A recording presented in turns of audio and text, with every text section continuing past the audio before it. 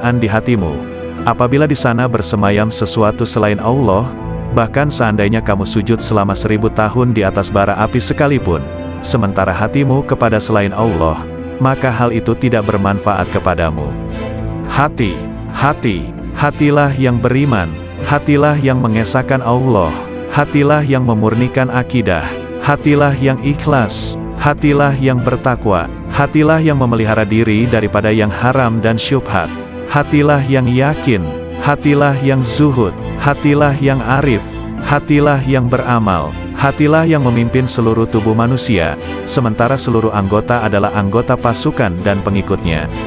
Oleh karena itu, jika kamu ingin mengucapkan la ilaha illallah, maka lebih dulu hendaklah kamu ucapkan dengan hatimu, kemudian kamu iringi dengan lidah. Jihad batin lebih berat dari jihad zahir, karena jihad batin adalah satu jihad yang terus-menerus bertujuan memutuskan semua kehendak dan dorongan hawa nafsu untuk melakukan perkara-perkara yang terlarang serta mengekang keinginan terhadapnya. Wahai hamba, setiap yang engkau pandang sebagai kebaikan dan engkau mencintainya, maka cintamu itu adalah bukan cinta yang sejati. Engkau sedang terperdaya. Cinta yang hakiki adalah cinta yang tidak berubah, yaitu cinta kepada Allah, yakni cinta yang engkau lihat dengan dua mata hatimu, yaitu cinta para al-sidikin ruhaniyin. Mereka tidak mencintai dengan keimanan mereka, tetapi dengan keyakinan dan mata hati mereka. Terbukalah hijab yang menyelubungi mata hati mereka, sehingga mereka mampu melihat apa yang ada di alam gaib, melihat sesuatu yang tidak mungkin bagi mereka untuk menjelaskannya. Ketahuilah bahwa para guru amal dan guru ilmu akan menunjukkan engkau jalan menuju Allah. Langkah tahap pertama ialah dengan perkataan, dan pada tahap kedua ialah dengan mengamalkannya. Dengan cara ini, engkau akan bertemu dengan Allah. Beramallah engkau kepadanya dan janganlah engkau mengharapkan pahala yang banyak. Beramallah dengan tujuan untuk mencapai dan meraih keridaannya serta kedekatan kepadanya. Pahala adalah keridaannya kepadamu dan kedekatanmu kepadanya dunia dan akhirat. Peringkat pertama ialah engkau belajar kepada makhluk berkenaan hukum. Kemudian pada peringkat kedua hendaklah engkau belajar dari Halik mengenai ilmu laduni, yakni ilmu-ilmu yang khusus untuk hati dan batin. Oleh karena itu carilah guru yang mursyid, karena engkau tidak dapat belajar tanpa guru. Barang siapa di antara kamu yang ingin menghidupkan hatinya, maka hendaklah dia membiasakan berzikir kepada Allah di dalam hatinya itu, dan hendaklah dia merasakan ketenteraman bersamanya. Wahai hamba, berzikirlah engkau kepada Allah dengan hatimu sebanyak 1000 kali dan dengan lisanmu sekali. Berzikir yang dilakukan hanya dengan lisan tanpa menggunakan hati, tidak memberikan kemuliaan kepadamu.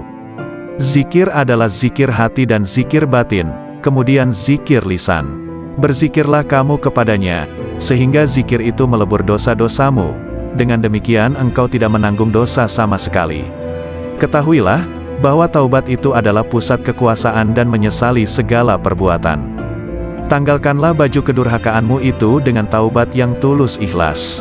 Jika engkau bertaubat, hendaklah taubat itu lahir dari hatimu. Bertaubatlah engkau zahir dan batin. Ikutilah sunnah Rasul dengan penuh keimanan. Jangan membuat bid'ah. Patuhlah selalu kepada Allah dan Rasul-Nya, jangan melanggar. Junjung tinggilah tauhid dan jangan menyekutukan Dia. Sucikanlah Dia senantiasa dan jangan menisbahkan sesuatu keburukan pun kepadanya. Pertahankan kebenarannya dan jangan ragu sedikitpun. Bersabarlah selalu dan jangan menunjukkan ketidaksabaran. Beristiqomahlah, berharaplah kepadanya, jangan kesal, tetapi bersabarlah. Bekerjasamalah dalam ketaatan dan jangan berpecah belah.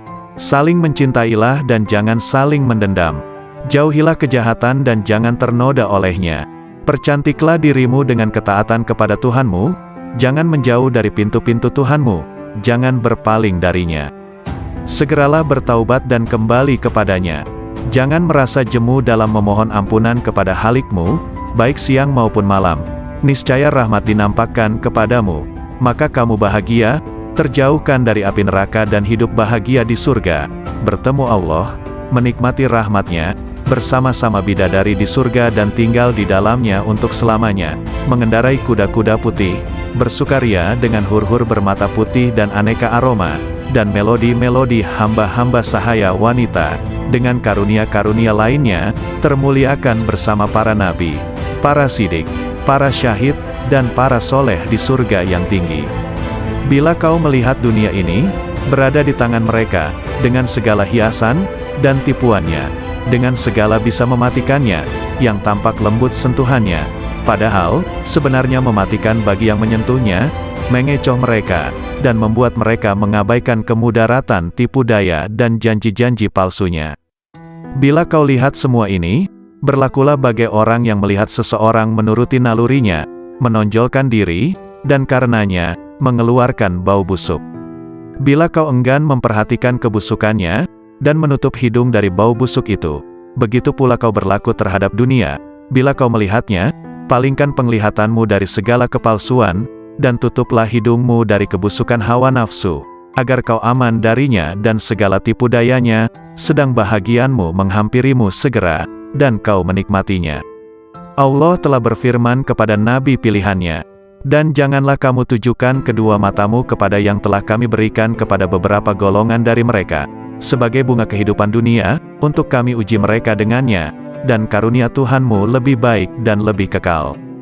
Quran Surah Taha ayat 131. Apabila timbul di dalam benakmu keinginan untuk menikah, padahal kau fakir dan miskin, dan kau tak mampu memenuhinya, maka bersabarlah dan berharaplah senantiasa akan kemudahan darinya, yang membuatmu berkeinginan seperti itu, atau yang mendapati keinginan semacam itu di dalam hatimu, niscaya ia akan menolongmu, atau dengan memudahkanmu menanggung beban hidupmu itu, dengan mengaruniaimu kecukupan, mencerahkanmu dan memudahkanmu di dunia dan akhirat.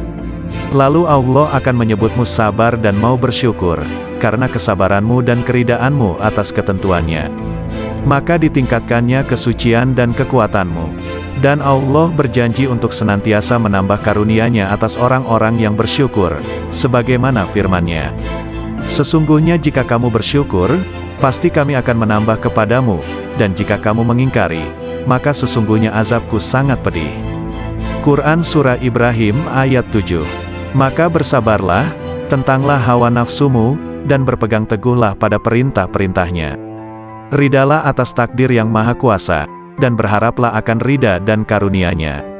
Sungguh Allah sendiri telah berfirman, hanya orang-orang yang bersabarlah yang akan menerima ganjaran mereka tanpa batas. Quran Surah Az-Zumar ayat 10. Syekh Abdul Qadir Al-Jailani, lahir pada tahun 1077 Masehi, 469 Hijriah, di mana saat kelahirannya sang ibu sudah mencapai usia 60 tahun di sebuah tempat bernama Jailan. Itulah mengapa di belakang namanya terdapat julukan Al-Jailani, karena sesuai kebiasaan penduduk Arab masa itu, yang biasa menambahkan nama mereka sesuai dengan tempat tinggalnya. Syekh Abdul Qadir Al-Jailani wafat pada malam Sabtu, 10 Rabiul Awal 561 Hijriah, di usianya yang ke-90 tahun dikarenakan sakit ringan dalam waktu yang relatif singkat. Seorang ulama Ibnul Imad menyebutkan, bahwa nama lengkap Syekh ini adalah, Abdul Qadir bin Abi Soleh bin Janaki Dausat bin Abi Abdillah Abdullah bin Yahya, bin Muhammad bin Daud bin Musa bin Abdullah bin Musa Al-Huzi bin Abdullah Al-Hims, bin Al-Hasan Al-Musana bin Al-Hasan bin Ali bin Abi Tholib Al-Jailani. Dalam usia 18 tahun, ia sudah meninggalkan Jilan menuju Baghdad pada tahun 488 Hijriah, 1095 Masehi. Karena tidak diterima belajar di Madrasah Nizamiyah Baghdad, yang waktu itu dipimpin Ahmad Al-Ghazali, yang menggantikan saudaranya Abu Hamid Al-Ghazali. Di Baghdad dia belajar kepada beberapa orang ulama seperti Ibnu Aqil, Abul Hattad, Abul Husain Al-Farah, dan juga Abu Sa'ad Al-Muharrimisaim. Dia menimba ilmu pada ulama-ulama tersebut hingga mampu menguasai ilmu-ilmu usyul, dan juga perbedaan-perbedaan pendapat para ulama. Dengan kemampuan itu, Abu Sa'ad Al-Muharrimi yang membangun sekolah kecil-kecilan di daerah Babul Azaj, menyerahkan pengelolaan sekolah itu sepenuhnya kepada Syekh Abdul Qadir Al-Jailani. Ia mengelola sekolah ini dengan sungguh-sungguh, bermukim di sana sambil memberikan nasihat kepada orang-orang di sekitar sekolah tersebut. Banyak orang yang bertaubat setelah mendengar nasihatnya, banyak pula orang yang bersimpati kepada dia, lalu datang menimba ilmu di sekolahnya hingga sekolah itu tidak mampu menampung lagi.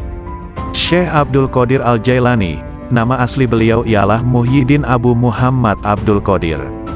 Beliau adalah keturunan Rasulullah, melalui putri baginda Siti Fatimah Al-Zahra. Beliau adalah seorang ahli sufi yang tidak asing lagi di dunia Islam, sehingga terdapat satu aliran tarikat yang diasaskannya yaitu Tarikat Qadariyah. Tulisan, nasihat dan buah pikiran beliau berkenaan dengan ketuhanan dan tasawuf senantiasa mendapat perhatian, dan menjadi rujukan walaupun beliau telah wafat lebih kurang 900 tahun yang lampau. Sebagai seorang ulama terkenal di masa lalu, hingga kini pun masih dikenang oleh kaum muslimin di seluruh dunia, karena kesolihannya dan keilmuannya yang sangat tinggi dalam bidang ilmu dan hikmah, terutama bidang tasawuf dalam Islam. Begitu juga nasihat beliau masih terdengar dan jadi panutan bagi sebagian besar kaum muslim dunia. Sungguh indah mengenang beliau karena kesalehannya, nasihatnya juga amalan soleh beliau. Nasihat Syekh Abdul Qadir Al-Jailani sungguh begitu dalam maknanya dan isinya yang mengisi ruang hati. Berikut akan dibacakan beberapa nasihat-nasihat beliau sebagai berikut. Makhluk dan halik tidak berkumpul. Dunia dan akhirat juga tidaklah berkumpul dalam satu hati. Ada kalanya makhluk dan ada kalanya halik di hatimu. Ada kalanya dunia dan ada kalanya akhirat. Ada kalanya terbayang bahwa makhluk ada di lahirmu, sedang halik di hatimu. Dunia di tanganmu sedang akhirat di hatimu. Adapun di dalam hati, kedua-duanya tidak berkumpul. Lihatlah kepada jiwamu dan pilihkan untuknya. Jika ia menghendaki dunia maka keluarlah akhirat dari hatimu. Jika ia menghendaki akhirat maka keluarkanlah dunia dari hatimu. Jika ia menghendaki Tuhan maka keluarkanlah dunia, akhirat dan apa yang selainnya dari hati.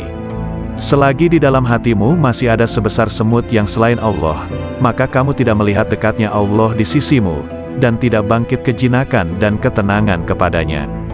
Selagi di dalam hatimu masih ada dunia sebesar semut kecil, maka kamu tidak melihat akhirat di hadapanmu. Dan selagi di dalam hatimu terdapat akhirat sebesar semut kecil, maka kamu tidak melihat dekat kepada Allah. Orang yang zuhud itu berpuasa dari makan dan minum, sedangkan orang yang arif itu berpuasa tanpa diketahui. Puasa orang zuhud itu siang hari, sedangkan puasa orang arif itu siang dan malam. Ia tidak berbuka dari puasanya sehingga ia bertemu Tuhannya. Orang yang arif itu puasa tahunan, selalu demam. Puasa tahunan dengan hatinya, demam dengan rahasianya, dan ia tahu bahwa sembuhnya itu adalah dengan bertemu Tuhannya dan dekat kepadanya. Lelah itu selama kamu berkemauan untuk menuju dan berjalan kepadanya. Apabila kamu telah sampai dan habis jarak perjalananmu, dan kamu berada di dalam rumah dekat dengan Tuhanmu, maka hilanglah beban itu. Maka tetaplah terhibur dengannya, yang berada di dalam hatimu, dan kamu akan bertambah sehingga kamu mengambil sesuatu di sampingnya. Mulanya kamu kecil kemudian menjadi besar. Apabila kamu sudah besar, maka hati penuh dengan Allah, maka tidak ada jalan dan tidak ada sudut bagi hati untuk selain Allah. Jika kamu ingin sampai kepada ini, maka jadilah kamu mengikut perintahnya, mencegah segala larangannya, berserah diri kepadanya dalam kebaikan dan keburukan, kaya dan fakir, mulia dan hina. Wahai anak, apabila kamu tidak memiliki Islam, maka kamu tidak memiliki iman. Dan bila kamu tidak memiliki iman, maka kamu tidak memiliki keyakinan. Apabila kamu tidak memiliki keyakinan, maka kamu tidak mempunyai makrifat dan pengetahuannya. Ini adalah bertingkat-tingkat. Apabila Islam telah benar bagimu, maka penyerahan itu telah benar bagimu. Jadilah kamu orang yang berserah diri kepada Allah dalam seluruh keadaanmu, disertai dengan memelihara batas-batas syarak dan menepati syarak itu. Serahkan kepada Allah akan hak jiwamu dan selainmu. Perbaikilah kesopanan terhadap Allah dan makhluknya. Janganlah kamu berbuat aniaya terhadap dirimu dan orang lain karena perbuatan aniaya itu kegelapan di dunia dan di akhirat. Janganlah kamu melihat amalmu, walaupun anggota-anggota badanmu bergerak untuk amal dan hatimu beserta zat, yang mana amal itu ditujukan kepada Allah. Apabila hal ini sempurna bagimu, maka hatimu menjumpai mata yang dapat melihat. Makna menjadi bentuk, yang gaib menjadi hadir, berita menjadi terang. Hamba apabila baik karena Allah, maka Allah bersamanya dalam semua keadaan. Allah mengubahnya, menggantikannya dan memindahkannya dari satu keadaan kepada keadaan yang lain. Seluruhnya menjadi berarti, seluruhnya menjadi keimanan, keyakinan, pengetahuan, pendekatan dan kesaksian. Seluruhnya menjadi siang tanpa malam, sinar tanpa gelap, jernih tanpa keruh, hati tanpa nafas, rahasia tanpa kasar, fana tanpa wujud, gaib tanpa hadir. Seluruhnya menjadi kitab gaib dari mereka dan dirinya. Seluruh ini pangkalnya adalah jinak kepada Allah, sehingga kejinakan ini sempurna antara kamu dan Allah. Ubahlah karenanya sesuatu yang dia benci dari nafsumu sehingga dia, Allah, memberimu apa yang kamu sukai. Jalan itu luas. Berdirilah dan teguhlah. Beramallah dan jangan lalai selama tali dengan dua ujungnya di tanganmu. Mohonlah pertolongan kepadanya atas sesuatu yang menjadikan kebaikanmu.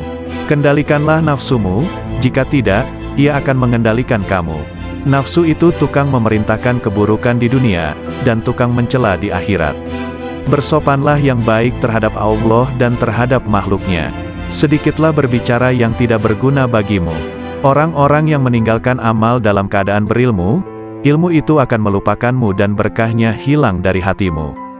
Wahai orang-orang yang bodoh, seandainya kamu mengetahui Allah, niscaya kamu mengetahui siksaan-siksaannya. Syirik itu ada kalanya pada lahir dan batin. Syirik lahir ialah menyembah berhala, sedangkan syirik batin ialah berpegang kepada makhluk dan memandang mereka dapat memberi kemudaratan dan manfaat. Wahai anak, janganlah kamu menuntut sesuatu kepada seseorang. Dan jika kamu mampu untuk memberi dan tidak mengambil, maka lakukanlah. Kamu melayani dan kamu tidak minta dilayani oleh orang lain, maka lakukanlah. Suatu kaum itu disibukkan untuk memberi kepada makhluk. Mereka mengambil dan memberi, mengambil dari karunia dan rahmat Allah dan memberikan kepada fakir dan miskin yang ditimpa kesempitan. Mereka tunaikan hutang orang yang berhutang yang tiada kuasa untuk melunaskannya. Mereka adalah raja-raja, bukan raja-raja dunia, karena raja-raja dunia itu mengambil dan tidak memberi, sedangkan kaum itu mengutamakan orang lain dan menunggu-nunggu orang yang tidak hadir. Mereka mengambil dari tangan Allah bukan tangan makhluk. Usaha anggota badan mereka untuk makhluk, sedangkan usaha hati mereka untuk mereka sendiri. Mereka berinfak, memberikan harta, itu karena Allah bukan karena hawa nafsu, bukan karena pujian dan sanjungan. Tinggalkan kaum yang sombong terhadap Allah dan terhadap makhluk, karena sombong itu termasuk sifat orang-orang pemaksa, yang mana mereka dibenamkan ke dalam neraka jahanam. Apabila kamu marah kepada Allah, maka kamu sombong kepadanya. Jadikanlah akhiratmu itu sebagai modalmu, dan jadikan dunia itu sebagai keuntunganmu. Gunakanlah seluruh waktumu untuk menghasilkan akhiratmu. Lalu apabila dari waktumu itu ada sedikit yang tersisa, maka gunakanlah untuk berusaha dalam urusan duniamu dan mencari penghidupanmu. Nasihatilah dirimu terlebih dahulu, barulah dalam keadaan susah atau senang, dalam keadaan sehat atau sakit, dalam keadaan buruk atau baik, ketika memperoleh yang engkau kehendaki atau tidak. Aku tidak tahu obat apa yang sesuai untukmu, selain daripada menyerahkan diri sepenuhnya kepada Allah yang Al-Haq. Jika Dia menetapkan sesuatu yang merugikan kamu, janganlah kamu benci kepadanya, serta jangan pula kamu menjauhkan diri daripadanya. Karena semua itu adalah ujian dan cobaan terhadapmu. Jika sadar dan berubah, pasti Allah menukarkan kegelisahanmu dengan ketenangan dan jiwamu akan menjadi tenang, tenteram dalam mentauhidkannya. Jika Al-Haq menghendaki agar hambanya menjadi baik, maka Dia akan memberikan hidayah, mengajar mereka, mengawasi mereka, menerangi mereka, memberikan kesempatan kepada mereka, mendekatkan mereka kepadanya dan memberikan sinar ke dalam hati mereka. Celakalah kamu membaca dan menghafal sunnah Rasulullah, tetapi kamu tidak mengamalkannya. Engkau menyuruh manusia mengerjakan kebaikan sedangkan engkau sendiri tidak melakukannya. Seperti firman Allah Subhanahu wa Ta'ala dalam Quran Surah Al-Saf ayat 3 yang artinya, sebesar-besar kebencian Allah, ialah bahwa kamu mengatakan apa-apa yang tidak kamu kerjakan. Siapa yang telah beramal sehingga kemudian mereka mencapai satu kedudukan, makam, di mana tiada lagi perintah ataupun larangan. Tidak henti-henti mereka menyendiri, halwat, bersama Allah. Karena meninggalkan ibadah-ibadah wajib, bermakna seorang itu telah jatuh zindik. Tidak ada kewajiban yang gugur dari seseorang, walau dalam keadaan bagaimanapun jua dia, atau apapun tahap dan makamnya. Wahai kaumku, ambillah nasihat dari Al-Quran itu dengan mengamalkannya, bukan dengan mendiskusi, memperdebat, atau mengseminarkannya. Tidak akan ada kebahagiaan di hatimu, apabila di sana bersemayam sesuatu selain Allah, bahkan seandainya kamu sujud selama 1000 tahun di atas bara api sekalipun, sementara hatimu kepada selain Allah, maka hal itu tidak bermanfaat kepadamu. Hatilah yang beriman, hatilah yang mengesahkan Allah, hatilah yang memurnikan akidah, hatilah yang ikhlas, hatilah yang bertakwa, hatilah yang memelihara diri daripada yang haram dan syubhat, hatilah yang yakin, hatilah yang zuhud, hatilah yang arif, hatilah yang beramal, hatilah yang memimpin seluruh tubuh manusia, sementara seluruh anggota adalah anggota pasukan dan pengikutnya. Oleh karena itu, jika kamu ingin mengucapkan la ilaha illallah, maka lebih dulu hendaklah kamu ucapkan dengan hatimu, kemudian kamu iringi dengan lidah. Jihad batin lebih berat dari jihad zahir, karena jihad batin adalah satu jihad yang terus-menerus, bertujuan memutuskan semua kehendak dan dorongan hawa nafsu untuk melakukan perkara-perkara yang terlarang serta mengekang keinginan terhadapnya. Wahai hamba, setiap yang engkau pandang sebagai kebaikan dan engkau mencintainya, maka cintamu itu adalah bukan cinta yang sejati. Engkau sedang terperdaya. Cinta yang hakiki adalah cinta yang tidak berubah, yaitu cinta kepada Allah, yakni cinta yang engkau lihat dengan dua mata hatimu, yaitu cinta para al-sidikin ruhaniyin. Mereka tidak mencintai dengan keimanan mereka, tetapi dengan keyakinan dan mata hati mereka. Terbukalah hijab yang menyelubungi mata hati mereka, sehingga mereka mampu melihat apa yang ada di alam gaib, melihat sesuatu yang tidak mungkin bagi mereka untuk menjelaskannya. Ketahuilah bahwa para guru amal dan guru ilmu akan menunjukkan engkau jalan menuju Allah. Langkah tahap pertama ialah dengan perkataan, dan pada tahap kedua ialah dengan mengamalkannya. Dengan cara ini, engkau akan bertemu dengan Allah. Beramallah engkau kepadanya dan janganlah engkau mengharapkan pahala yang banyak. Beramallah dengan tujuan untuk mencapai dan meraih keridaannya serta kedekatan kepadanya. Pahala adalah keridaannya kepadamu dan kedekatanmu kepadanya dunia dan akhirat. Peringkat pertama ialah engkau belajar kepada makhluk berkenaan hukum. Kemudian pada peringkat kedua hendaklah engkau belajar dari Halik mengenai ilmu laduni, yakni ilmu-ilmu yang khusus untuk hati dan batin. Oleh karena itu carilah guru yang mursyid, karena engkau tidak dapat belajar tanpa guru. Barang siapa di antara kamu yang ingin menghidupkan hatinya, maka hendaklah dia membiasakan berzikir kepada Allah di dalam hatinya itu, dan hendaklah dia merasakan ketenteraman bersamanya. Wahai hamba, berzikirlah engkau kepada Allah dengan hatimu sebanyak 1000 kali dan dengan lisanmu sekali. Berzikir yang dilakukan hanya dengan lisan tanpa menggunakan hati, tidak memberikan kemuliaan kepadamu. Zikir adalah zikir hati dan zikir batin, kemudian zikir lisan. Berzikirlah kamu kepadanya, sehingga zikir itu melebur dosa-dosamu. Dengan demikian engkau tidak menanggung dosa sama sekali. Ketahuilah, bahwa taubat itu adalah pusat kekuasaan dan menyesali segala perbuatan. Tanggalkanlah baju kedurhakaanmu itu dengan taubat yang tulus ikhlas. Jika engkau bertaubat, hendaklah taubat itu lahir dari hatimu. Bertaubatlah engkau zahir dan batin. Ikutilah sunnah Rasul dengan penuh keimanan. Jangan membuat bid'ah. Patuhlah selalu kepada Allah dan Rasul-Nya, jangan melanggar. Junjung tinggilah tauhid dan jangan menyekutukan Dia. Sucikanlah Dia senantiasa dan jangan menisbahkan sesuatu keburukan pun kepadanya. Pertahankan kebenarannya dan jangan ragu sedikit pun. Bersabarlah selalu dan jangan menunjukkan ketidaksabaran. Beristiqomahlah, berharaplah kepadanya, jangan kesal, tetapi bersabarlah.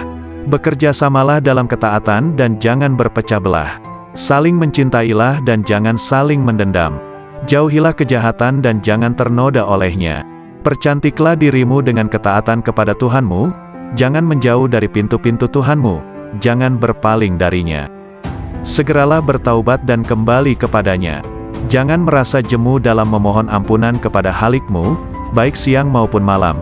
Niscaya rahmat dinampakkan kepadamu, maka kamu bahagia, terjauhkan dari api neraka dan hidup bahagia di surga, bertemu Allah, menikmati rahmat-Nya, bersama-sama bidadari di surga dan tinggal di dalamnya untuk selamanya, mengendarai kuda-kuda putih, bersukaria dengan hur-hur bermata putih dan aneka aroma, dan melodi-melodi hamba-hamba sahaya wanita, dengan karunia-karunia lainnya, termuliakan bersama para nabi, para sidik, para syahid, dan para soleh di surga yang tinggi.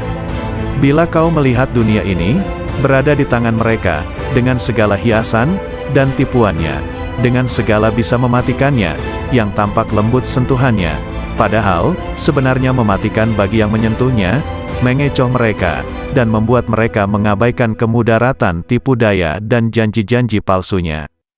Bila kau lihat semua ini, berlakulah bagai orang yang melihat seseorang menuruti nalurinya, menonjolkan diri, dan karenanya, mengeluarkan bau busuk. Bila kau enggan memperhatikan kebusukannya, dan menutup hidung dari bau busuk itu, begitu pula kau berlaku terhadap dunia.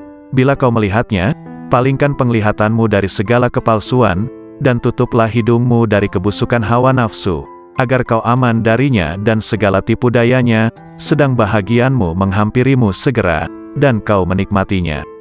Allah telah berfirman kepada nabi pilihannya, dan janganlah kamu tujukan kedua matamu kepada yang telah kami berikan kepada beberapa golongan dari mereka, sebagai bunga kehidupan dunia, untuk kami uji mereka dengannya, dan karunia Tuhanmu lebih baik dan lebih kekal. Quran Surah Taha ayat 131. Apabila timbul di dalam benakmu keinginan untuk menikah, padahal kau fakir dan miskin, dan kau tak mampu memenuhinya, maka bersabarlah dan berharaplah senantiasa akan kemudahan darinya, yang membuatmu berkeinginan seperti itu, atau yang mendapati keinginan semacam itu di dalam hatimu, niscaya Ia akan menolongmu, atau dengan memudahkanmu menanggung beban hidupmu itu, dengan mengaruniaimu kecukupan, mencerahkanmu dan memudahkanmu di dunia dan akhirat. Lalu Allah akan menyebutmu sabar dan mau bersyukur, karena kesabaranmu dan keridaanmu atas ketentuannya. Maka ditingkatkannya kesucian dan kekuatanmu. Dan Allah berjanji untuk senantiasa menambah karunia-Nya atas orang-orang yang bersyukur, sebagaimana firman-Nya. Sesungguhnya jika kamu bersyukur, pasti kami akan menambah kepadamu, dan jika kamu mengingkari, maka sesungguhnya azabku sangat pedih. Quran Surah Ibrahim ayat 7. Maka bersabarlah, tentanglah hawa nafsumu, dan berpegang teguhlah pada perintah-perintahnya. Ridalah atas takdir yang maha kuasa, dan berharaplah akan ridha dan karunia-Nya. Sungguh Allah sendiri telah berfirman, hanya orang-orang yang bersabarlah yang akan menerima ganjaran mereka tanpa batas. Quran Surah Az-Zumar ayat 10. Syekh Abdul Qadir Al-Jailani, lahir pada tahun 1077 Masehi, 469 Hijriah, di mana saat kelahirannya sang ibu sudah mencapai usia 60 tahun di sebuah tempat bernama Jailan. Itulah mengapa di belakang namanya terdapat julukan Al-Jailani, karena sesuai kebiasaan penduduk Arab masa itu, yang biasa menambahkan nama mereka sesuai dengan tempat tinggalnya. Syekh Abdul Qadir Al-Jailani wafat pada malam Sabtu, 10 Rabiul Awal 561 Hijriah, di usianya yang ke-90 tahun dikarenakan sakit ringan dalam waktu yang relatif singkat. Seorang ulama Ibnul Imad menyebutkan, bahwa nama lengkap Syekh ini adalah Abdul Qadir bin Abi Soleh bin Janaki Dausat bin Abi Abdillah Abdullah bin Yahya, bin Muhammad bin Daud bin Musa bin Abdullah bin Musa Al-Huzi bin Abdullah Al-Hims, bin Al-Hasan Al-Musana bin Al-Hasan bin Ali bin Abi Tholib Al-Jailani. Dalam usia 18 tahun, ia sudah meninggalkan Jilan menuju Baghdad pada tahun 488 Hijriah, 1095 Masehi. Karena tidak diterima belajar di Madrasah Nizamiyah Baghdad, yang waktu itu dipimpin Ahmad Al-Ghazali, yang menggantikan saudaranya Abu Hamid Al-Ghazali.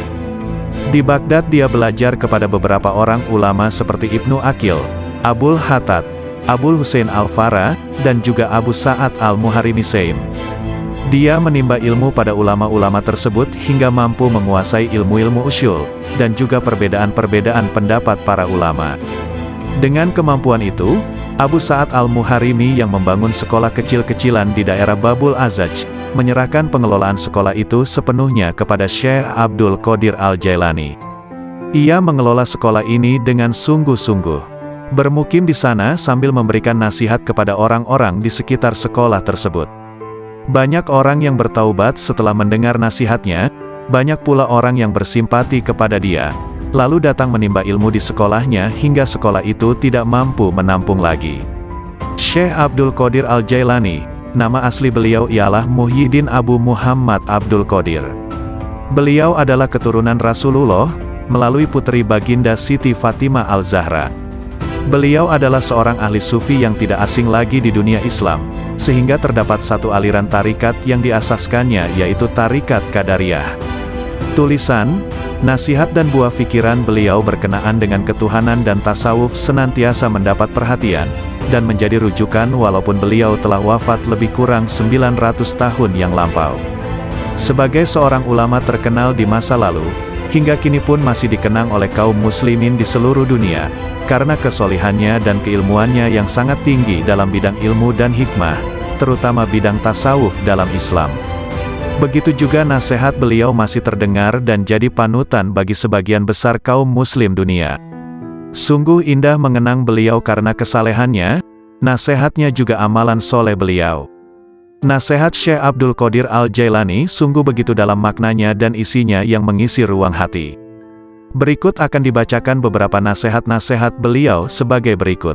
Makhluk dan halik tidak berkumpul. Dunia dan akhirat juga tidaklah berkumpul dalam satu hati. Ada kalanya makhluk dan ada kalanya halik di hatimu. Ada kalanya dunia dan ada kalanya akhirat. Ada kalanya terbayang bahwa makhluk ada di lahirmu, sedang halik di hatimu. Dunia di tanganmu sedang akhirat di hatimu. Adapun di dalam hati, kedua-duanya tidak berkumpul. Lihatlah kepada jiwamu dan pilihkan untuknya. Jika ia menghendaki dunia maka keluarlah akhirat dari hatimu. Jika ia menghendaki akhirat maka keluarkanlah dunia dari hatimu. Jika ia menghendaki Tuhan maka keluarkanlah dunia, akhirat dan apa yang selainnya dari hati. Selagi di dalam hatimu masih ada sebesar semut yang selain Allah, maka kamu tidak melihat dekatnya Allah di sisimu, dan tidak bangkit kejinakan dan ketenangan kepadanya. Selagi di dalam hatimu masih ada dunia sebesar semut kecil, maka kamu tidak melihat akhirat di hadapanmu. Dan selagi di dalam hatimu terdapat akhirat sebesar semut kecil, maka kamu tidak melihat dekat kepada Allah. Orang yang zuhud itu berpuasa dari makan dan minum, sedangkan orang yang arif itu berpuasa tanpa diketahui. Puasa orang zuhud itu siang hari, sedangkan puasa orang arif itu siang dan malam. Ia tidak berbuka dari puasanya sehingga ia bertemu Tuhannya. Orang yang arif itu puasa tahunan, selalu demam. Puasa tahunan dengan hatinya, demam dengan rahasianya, dan ia tahu bahwa sembuhnya itu adalah dengan bertemu Tuhannya dan dekat kepadanya. Lelah itu selama kamu berkemauan untuk menuju dan berjalan kepadanya. Apabila kamu telah sampai dan habis jarak perjalananmu, dan kamu berada di dalam rumah dekat dengan Tuhanmu, maka hilanglah beban itu. Maka tetaplah terhibur dengannya, yang berada di dalam hatimu, dan kamu akan bertambah sehingga kamu mengambil sesuatu di sampingnya. Mulanya kamu kecil kemudian menjadi besar. Apabila kamu sudah besar, maka hati penuh dengan Allah, maka tidak ada jalan dan tidak ada sudut bagi hati untuk selain Allah. Jika kamu ingin sampai kepada ini, maka jadilah kamu mengikut perintahnya, mencegah segala larangannya, berserah diri kepadanya dalam kebaikan dan keburukan, kaya dan fakir, mulia dan hina. Wahai anak, apabila kamu tidak memiliki Islam, maka kamu tidak memiliki iman. Dan bila kamu tidak memiliki iman, maka kamu tidak memiliki keyakinan. Apabila kamu tidak memiliki keyakinan, maka kamu tidak mempunyai makrifat dan pengetahuannya. Ini adalah bertingkat-tingkat. Apabila Islam telah benar bagimu, maka penyerahan itu telah benar bagimu. Jadilah kamu orang yang berserah diri kepada Allah dalam seluruh keadaanmu, disertai dengan memelihara batas-batas syarak dan menepati syarak itu. Serahkan kepada Allah akan hak jiwamu dan selainmu. Perbaikilah kesopanan terhadap Allah dan makhluknya. Janganlah kamu berbuat aniaya terhadap dirimu dan orang lain karena perbuatan aniaya itu kegelapan di dunia dan di akhirat. Janganlah kamu melihat amalmu, walaupun anggota-anggota badanmu bergerak untuk amal dan hatimu beserta zat, yang mana amal itu ditujukan kepada Allah. Apabila hal ini sempurna bagimu, maka hatimu menjumpai mata yang dapat melihat. Makna menjadi bentuk, yang gaib menjadi hadir, berita menjadi terang. Hamba apabila baik karena Allah, maka Allah bersamanya dalam semua keadaan. Allah mengubahnya, menggantikannya dan memindahkannya dari satu keadaan kepada keadaan yang lain. Seluruhnya menjadi berarti, seluruhnya menjadi keimanan, keyakinan, pengetahuan, pendekatan dan kesaksian. Seluruhnya menjadi siang tanpa malam, sinar tanpa gelap, jernih tanpa keruh, hati tanpa nafas, rahasia tanpa kasar, fana tanpa wujud, gaib tanpa hadir. Seluruhnya menjadi kitab gaib dari mereka dan dirinya. Seluruh ini pangkalnya adalah jinak kepada Allah, sehingga kejinakan ini sempurna antara kamu dan Allah. Ubahlah karenanya sesuatu yang dia benci dari nafsumu sehingga dia, Allah, memberimu apa yang kamu sukai. Jalan itu luas. Berdirilah dan teguhlah. Beramallah dan jangan lalai selama tali dengan dua ujungnya di tanganmu. Mohonlah pertolongan kepadanya atas sesuatu yang menjadikan kebaikanmu. Kendalikanlah nafsumu, jika tidak, ia akan mengendalikan kamu. Nafsu itu tukang memerintahkan keburukan di dunia, dan tukang mencela di akhirat. Bersopanlah yang baik terhadap Allah dan terhadap makhluknya. Sedikitlah berbicara yang tidak berguna bagimu. Orang-orang yang meninggalkan amal dalam keadaan berilmu, ilmu itu akan melupakanmu dan berkahnya hilang dari hatimu. Wahai orang-orang yang bodoh, seandainya kamu mengetahui Allah, niscaya kamu mengetahui siksaan-siksaannya. Syirik itu ada kalanya pada lahir dan batin. Syirik lahir ialah menyembah berhala, sedangkan syirik batin ialah berpegang kepada makhluk dan memandang mereka dapat memberi kemudaratan dan manfaat. Wahai anak, janganlah kamu menuntut sesuatu kepada seseorang. Dan jika kamu mampu untuk memberi dan tidak mengambil, maka lakukanlah. Kamu melayani dan kamu tidak minta dilayani oleh orang lain, maka lakukanlah. Suatu kaum itu disibukkan untuk memberi kepada makhluk. Mereka mengambil dan memberi, mengambil dari karunia dan rahmat Allah dan memberikan kepada fakir dan miskin yang ditimpa kesempitan. Mereka tunaikan hutang orang yang berhutang yang tiada kuasa untuk melunaskannya. Mereka adalah raja-raja, bukan raja-raja dunia, karena raja-raja dunia itu mengambil dan tidak memberi, sedangkan kaum itu mengutamakan orang lain dan menunggu-nunggu orang yang tidak hadir. Mereka mengambil dari tangan Allah bukan tangan makhluk. Usaha anggota badan mereka untuk makhluk, sedangkan usaha hati mereka untuk mereka sendiri. Mereka berinfak, memberikan harta, itu karena Allah bukan karena hawa nafsu, bukan karena pujian dan sanjungan. Tinggalkan kaum yang sombong terhadap Allah dan terhadap makhluk, karena sombong itu termasuk sifat orang-orang pemaksa, yang mana mereka dibenamkan ke dalam neraka jahanam. Apabila kamu marah kepada Allah, maka kamu sombong kepadanya. Jadikanlah akhiratmu itu sebagai modalmu, dan jadikan dunia itu sebagai keuntunganmu. Gunakanlah seluruh waktumu untuk menghasilkan akhiratmu. Lalu apabila dari waktumu itu ada sedikit yang tersisa, maka gunakanlah untuk berusaha dalam urusan duniamu dan mencari penghidupanmu. Nasihatilah dirimu terlebih dahulu, barulah kemudian menasihati orang lain. Kamu harus lebih memperhatikan nasib dirimu. Janganlah kamu menoleh pada orang lain, sedangkan dalam dirimu masih ada sesuatu yang harus diperbaiki. Janganlah kamu takut kepada makhluk dan janganlah kamu berharap kepada mereka, karena hal itu menunjukkan betapa sahanmu dengan ketenangan dan jiwamu akan menjadi tenang, tenteram dalam mentauhidkannya. Jika Al-Haq menghendaki agar hambanya menjadi baik, maka dia akan memberikan hidayah, mengajar mereka, mengawasi mereka, menerangi mereka, memberikan kesempatan kepada mereka, mendekatkan mereka kepadanya dan memberikan sinar ke dalam hati mereka. Celakalah kamu membaca dan menghafal sunnah Rasulullah, tetapi kamu tidak mengamalkannya. Engkau menyuruh manusia mengerjakan kebaikan sedangkan engkau sendiri tidak melakukannya. Seperti firman Allah Subhanahu wa Ta'ala dalam Quran Surah Al-Saf ayat 3 yang artinya, sebesar-besar kebencian Allah ialah bahwa kamu mengatakan apa-apa yang tidak kamu kerjakan. Siapa yang telah beramal sehingga kemudian mereka mencapai satu kedudukan, makam, di mana tiada lagi perintah ataupun larangan. Tidak henti-henti mereka menyendiri, halwat, bersama Allah. Karena meninggalkan ibadah-ibadah wajib, bermakna seorang itu telah jatuh zindik. Tidak ada kewajiban yang gugur dari seseorang, walau dalam keadaan bagaimanapun jua dia, atau apapun tahap dan makamnya. Wahai kaumku, ambillah nasihat dari Al-Quran itu dengan mengamalkannya, bukan dengan mendiskusi, memperdebat, atau mengseminarkannya. Tidak akan ada kebahagiaan di hatimu, apabila di sana bersemayam sesuatu selain Allah, bahkan seandainya kamu sujud selama 1000 tahun di atas bara api sekalipun, sementara hatimu kepada selain Allah, maka hal itu tidak bermanfaat kepadamu. Hatilah yang beriman, hatilah yang mengesahkan Allah, hatilah yang memurnikan akidah, hatilah yang ikhlas, hatilah yang bertakwa, hatilah yang memelihara diri daripada yang haram dan syubhat, hatilah yang yakin, hatilah yang zuhud, hatilah yang arif, hatilah yang beramal, hatilah yang memimpin seluruh tubuh manusia, sementara seluruh anggota adalah anggota pasukan dan pengikutnya. Oleh karena itu, jika kamu ingin mengucapkan la ilaha illallah, maka lebih dulu hendaklah kamu ucapkan dengan hatimu, kemudian kamu iringi dengan lidah.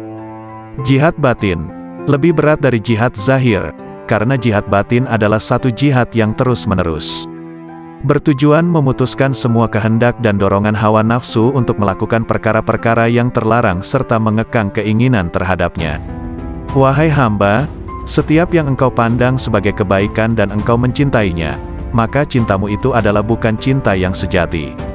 Engkau sedang terperdaya. Cinta yang hakiki adalah cinta yang tidak berubah, yaitu cinta kepada Allah, yakni cinta yang engkau lihat dengan dua mata hatimu, yaitu cinta para al-sidikin ruhaniyin. Mereka tidak mencintai dengan keimanan mereka, tetapi dengan keyakinan dan mata hati mereka. Terbukalah hijab yang menyelubungi mata hati mereka, sehingga mereka mampu melihat apa yang ada di alam gaib, melihat sesuatu yang tidak mungkin bagi mereka untuk menjelaskannya. Ketahuilah bahwa para guru amal dan guru ilmu akan menunjukkan engkau jalan menuju Allah. Langkah tahap pertama ialah dengan perkataan, dan pada tahap kedua ialah dengan mengamalkannya. Dengan cara ini, engkau akan bertemu dengan Allah. Beramallah engkau kepadanya dan janganlah engkau mengharapkan pahala yang banyak. Beramallah dengan tujuan untuk mencapai dan meraih keridaannya serta kedekatan kepadanya. Pahala adalah keridaannya kepadamu dan kedekatanmu kepadanya dunia dan akhirat. Peringkat pertama ialah engkau belajar kepada makhluk berkenaan hukum. Kemudian pada peringkat kedua hendaklah engkau belajar dari Halik mengenai ilmu laduni, yakni ilmu-ilmu yang khusus untuk hati dan batin. Oleh karena itu carilah guru yang mursyid, karena engkau tidak dapat belajar tanpa guru. Barang siapa di antara kamu yang ingin menghidupkan hatinya, maka hendaklah dia membiasakan berzikir kepada Allah di dalam hatinya itu, dan hendaklah dia merasakan ketenteraman bersamanya. Wahai hamba, berzikirlah engkau kepada Allah dengan hatimu sebanyak 1000 kali dan dengan lisanmu sekali. Berzikir yang dilakukan hanya dengan lisan tanpa menggunakan hati, tidak memberikan kemuliaan kepadamu. Zikir adalah zikir hati dan zikir batin, kemudian zikir lisan. Berzikirlah kamu kepadanya, sehingga zikir itu melebur dosa-dosamu. Dengan demikian engkau tidak menanggung dosa sama sekali. Ketahuilah, bahwa taubat itu adalah pusat kekuasaan dan menyesali segala perbuatan. Tanggalkanlah baju kedurhakaanmu itu dengan taubat yang tulus ikhlas. Jika engkau bertaubat, hendaklah taubat itu lahir dari hatimu. Bertaubatlah engkau zahir dan batin. Ikutilah sunnah Rasul dengan penuh keimanan. Jangan membuat bid'ah. Patuhlah selalu kepada Allah dan Rasul-Nya, jangan melanggar. Junjung tinggilah tauhid dan jangan menyekutukan Dia. Sucikanlah Dia senantiasa dan jangan menisbahkan sesuatu keburukan pun kepadanya. Pertahankan kebenarannya dan jangan ragu sedikit pun. Bersabarlah selalu dan jangan menunjukkan ketidaksabaran. Beristiqomahlah, berharaplah kepadanya, jangan kesal, tetapi bersabarlah. Bekerjasamalah dalam ketaatan dan jangan berpecah belah. Saling mencintailah dan jangan saling mendendam. Jauhilah kejahatan dan jangan ternoda olehnya. Percantiklah dirimu dengan ketaatan kepada Tuhanmu, jangan menjauh dari pintu-pintu Tuhanmu, jangan berpaling darinya. Segeralah bertaubat dan kembali kepadanya. Jangan merasa jemu dalam memohon ampunan kepada Halikmu, baik siang maupun malam. Niscaya rahmat dinampakkan kepadamu, maka kamu bahagia, terjauhkan dari api neraka dan hidup bahagia di surga, bertemu Allah, menikmati rahmat-Nya, bersama-sama bidadari di surga dan tinggal di dalamnya untuk selamanya, mengendarai kuda-kuda putih, bersukaria dengan hur-hur bermata putih dan aneka aroma, dan melodi-melodi hamba-hamba sahaya wanita, dengan karunia-karunia lainnya, termuliakan bersama para nabi, para sidik, para syahid, dan para soleh di surga yang tinggi. Bila kau melihat dunia ini, berada di tangan mereka, dengan segala hiasan, dan tipuannya, dengan segala bisa mematikannya, yang tampak lembut sentuhannya, padahal, sebenarnya mematikan bagi yang menyentuhnya, mengecoh mereka, dan membuat mereka mengabaikan kemudaratan tipu daya dan janji-janji palsunya. Bila kau lihat semua ini, berlakulah bagai orang yang melihat seseorang menuruti nalurinya, menonjolkan diri, dan karenanya, mengeluarkan bau busuk. Bila kau enggan memperhatikan kebusukannya, dan menutup hidung dari bau busuk itu, begitu pula kau berlaku terhadap dunia. Bila kau melihatnya, palingkan penglihatanmu dari segala kepalsuan, dan tutuplah hidungmu dari kebusukan hawa nafsu, agar kau aman darinya dan segala tipu dayanya, sedang bahagianmu menghampirimu segera, dan kau menikmatinya. Allah telah berfirman kepada nabi pilihannya, dan janganlah kamu tujukan kedua matamu kepada yang telah kami berikan kepada beberapa golongan dari mereka, sebagai bunga kehidupan dunia, untuk kami uji mereka dengannya, dan karunia Tuhanmu lebih baik dan lebih kekal. Quran Surah Taha ayat 131.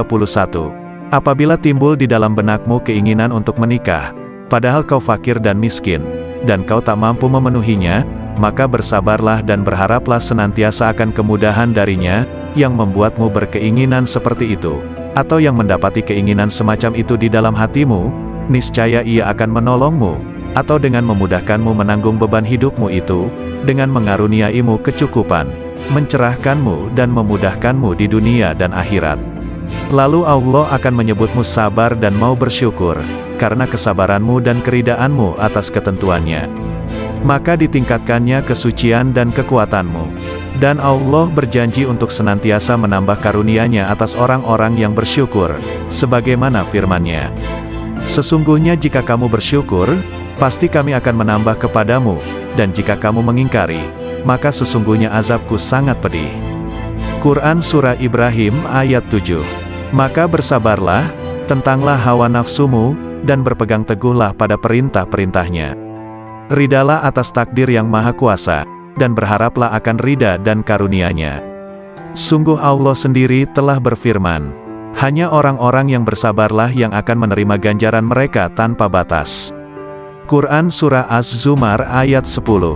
Syekh Abdul Qadir Al-Jailani, lahir pada tahun 1077 Masehi, 469 Hijriah, di mana saat kelahirannya sang ibu sudah mencapai usia 60 tahun di sebuah tempat bernama Jailan. Itulah mengapa di belakang namanya terdapat julukan Al-Jailani, karena sesuai kebiasaan penduduk Arab masa itu, yang biasa menambahkan nama mereka sesuai dengan tempat tinggalnya. Syekh Abdul Qadir Al-Jailani wafat pada malam Sabtu, 10 Rabiul Awal 561 Hijriah, di usianya yang ke-90 tahun dikarenakan sakit ringan dalam waktu yang relatif singkat.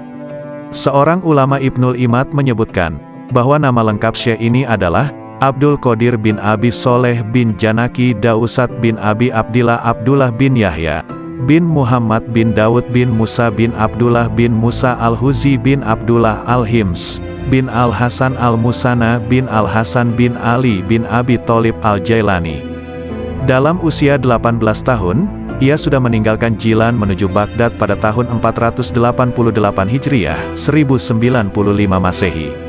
Karena tidak diterima belajar di Madrasah Nizamiyah Baghdad, yang waktu itu dipimpin Ahmad Al-Ghazali, yang menggantikan saudaranya Abu Hamid Al-Ghazali. Di Baghdad dia belajar kepada beberapa orang ulama seperti Ibnu Aqil, Abul Hattad, Abul Husain Al-Farah, dan juga Abu Sa'ad Al-Muharrimisaim. Dia menimba ilmu pada ulama-ulama tersebut hingga mampu menguasai ilmu-ilmu usyul, dan juga perbedaan-perbedaan pendapat para ulama.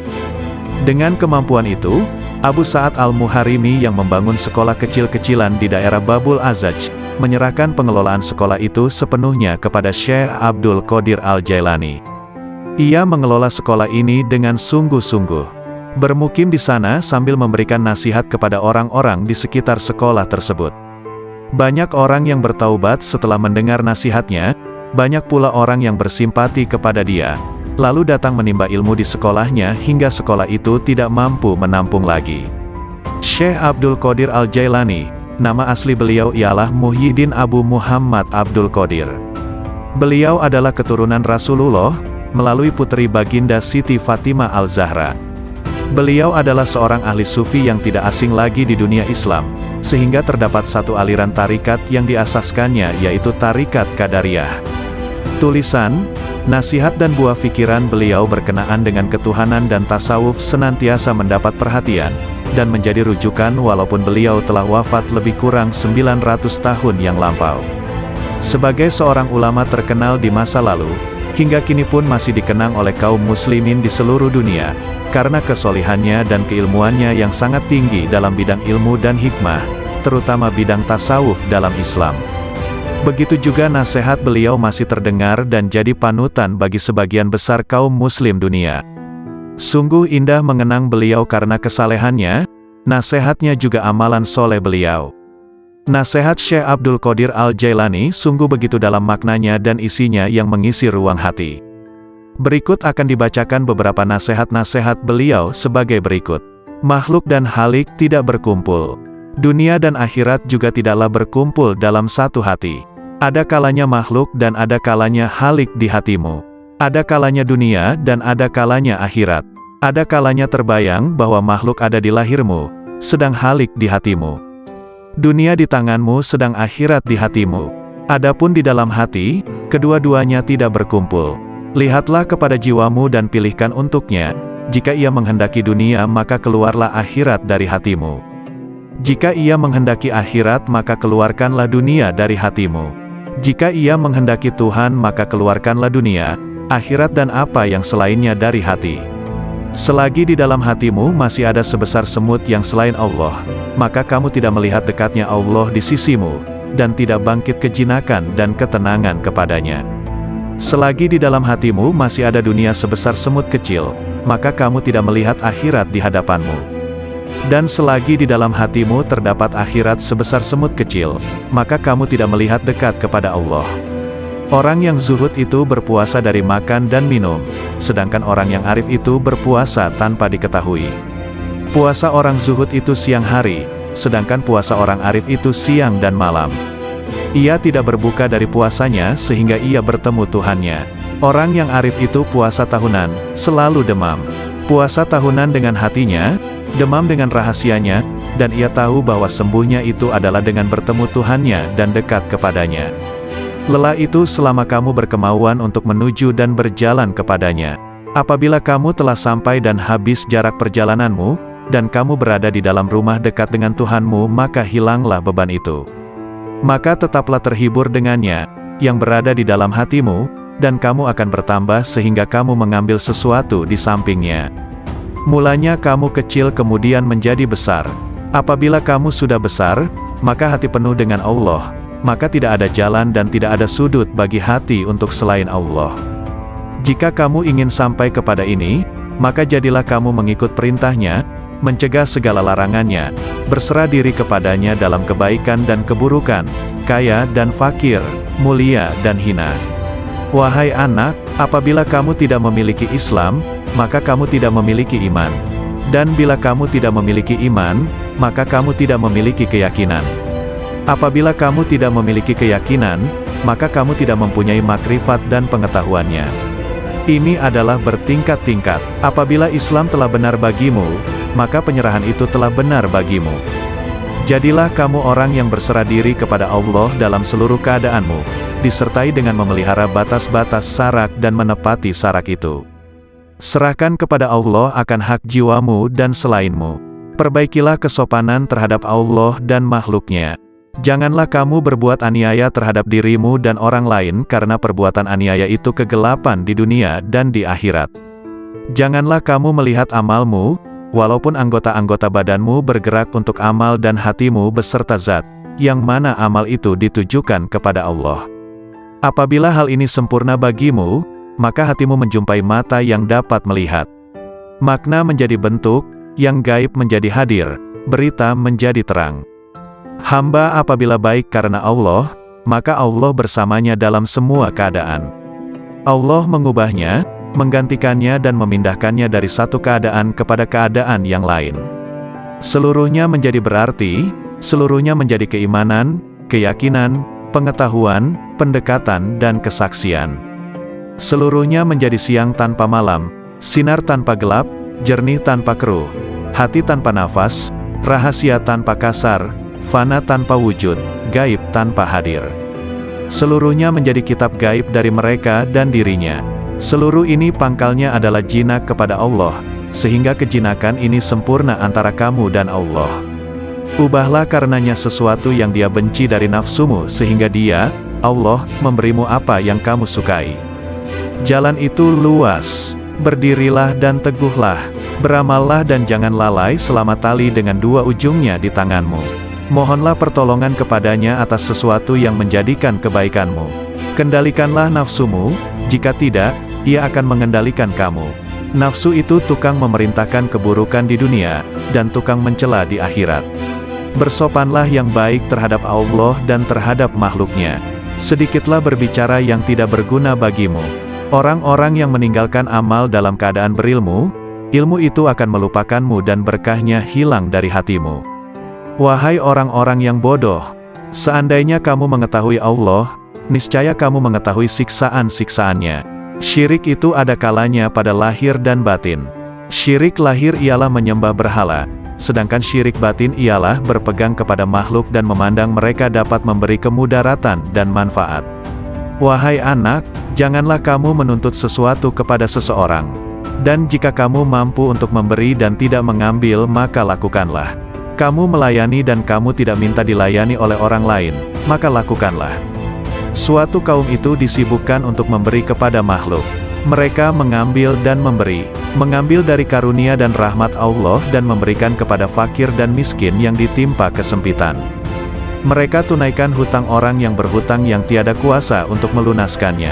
Mereka adalah raja-raja, bukan raja-raja dunia, karena raja-raja dunia itu mengambil dan tidak memberi, sedangkan kaum itu mengutamakan orang lain dan menunggu-nunggu orang yang tidak hadir.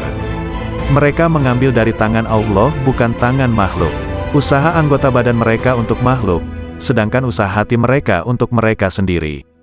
Mereka berinfak, memberikan harta, itu karena Allah bukan karena hawa nafsu, bukan karena pujian dan sanjungan. Tinggalkan kaum yang sombong terhadap Allah dan terhadap makhluk, karena sombong itu termasuk sifat orang-orang pemaksa, yang mana mereka dibenamkan ke dalam neraka jahanam. Apabila kamu marah kepada Allah, maka kamu sombong kepadanya. Jadikanlah akhiratmu itu sebagai modalmu, dan jadikan dunia itu sebagai keuntunganmu. Gunakanlah seluruh waktumu untuk menghasilkan akhiratmu. Lalu apabila dari waktumu itu ada sedikit yang tersisa, maka gunakanlah untuk berusaha dalam urusan duniamu dan mencari penghidupanmu. Nasihatilah dirimu terlebih dahulu, barulah kemudian menasihati orang lain. Kamu harus lebih memperhatikan nasib dirimu. Janganlah kamu menoleh pada orang lain, sedangkan dalam dirimu masih ada sesuatu yang harus diperbaiki. Janganlah kamu takut kepada makhluk dan janganlah kamu berharap kepada mereka, karena hal itu menunjukkan betapa lemahnya imanmu. Hendaklah engkau istiqomah dalam cita-citamu, sehingga engkau memperoleh ketinggian, karena Allah Subhanahu wa Ta'ala akan memberimu sesuatu yang layak dengan cita-citamu, dengan kebenaran dan keikhlasanmu. Bersungguh-sungguhlah engkau, ridalah atas takdir yang maha kuasa, dan berharaplah akan ridha dan karunia-Nya. Sungguh Allah sendiri telah berfirman, hanya orang-orang yang bersabarlah yang akan menerima ganjaran mereka tanpa batas. Quran Surah Az-Zumar ayat 10. Syekh Abdul Qadir Al-Jailani, lahir pada tahun 1077 Masehi, 469 Hijriah, di mana saat kelahirannya sang ibu sudah mencapai usia 60 tahun di sebuah tempat bernama Jailan. Itulah mengapa di belakang namanya terdapat julukan Al-Jailani, karena sesuai kebiasaan penduduk Arab masa itu, yang biasa menambahkan nama mereka sesuai dengan tempat tinggalnya. Syekh Abdul Qadir Al-Jailani wafat pada malam Sabtu, 10 Rabiul Awal 561 Hijriah, di usianya yang ke-90 tahun dikarenakan sakit ringan dalam waktu yang relatif singkat.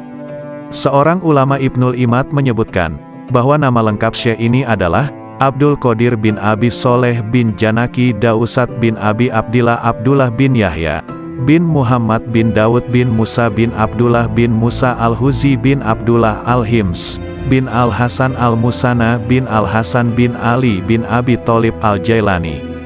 Dalam usia 18 tahun, ia sudah meninggalkan Jilan menuju Baghdad pada tahun 488 Hijriah, 1095 Masehi. Karena tidak diterima belajar di Madrasah Nizamiyah, Baghdad, yang waktu itu dipimpin Ahmad Al-Ghazali,